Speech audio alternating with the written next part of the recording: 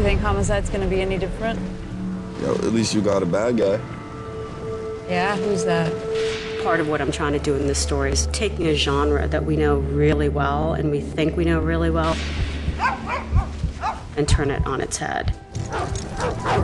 In a lot of crime shows, it's a case of instant gratification. You have the crime, the police work, the courtroom work, and the verdict all within the space of a programming hour. What do you got?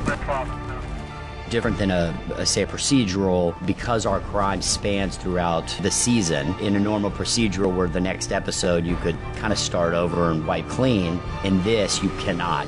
Wrap it up, we're done. Who are you? I'm a Holder from County. Are you Linden? A lot of American cop shows and a lot of American television show the reality as they want it to be.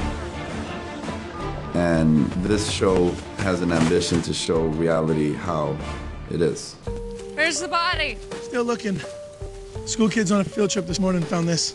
More than it being a plot-driven show, we have the luxury of it being character-driven. You get to really spend time with all of the people tied into this case and get to know them, and we get to pace everything down, which makes it more compelling. Where does the fire road lead to? The central drama of the show is the murder of a young girl. Looks like she ran a zigzag through the field, ended up here. You become invested in the murder because you care about these characters, and I think that's what sets it apart. 6 o'clock, that's the last time you saw your daughter? Yeah. As a society, we're fascinated by murder, and in so much television, it's exploited, it's sensationalized, it's produced as a titillating form of entertainment. In this production especially, it's not just the murder of the week. Councilman, the police are here. It's centered around the lives of people involved in the crime.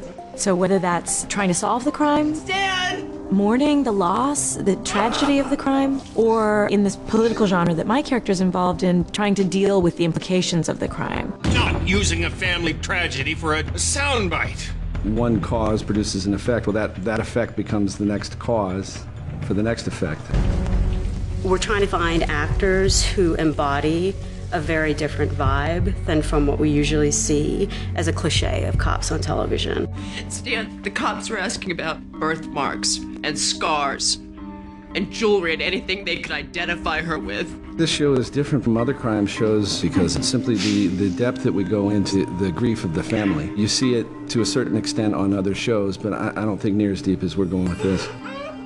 Too often, families of victims, mothers and siblings and the fathers of people who've been murdered come in on TV for a minute and they cry at the morgue, and then at the end they're smiling because justice was done and the murderer went away, and that's not how it happens.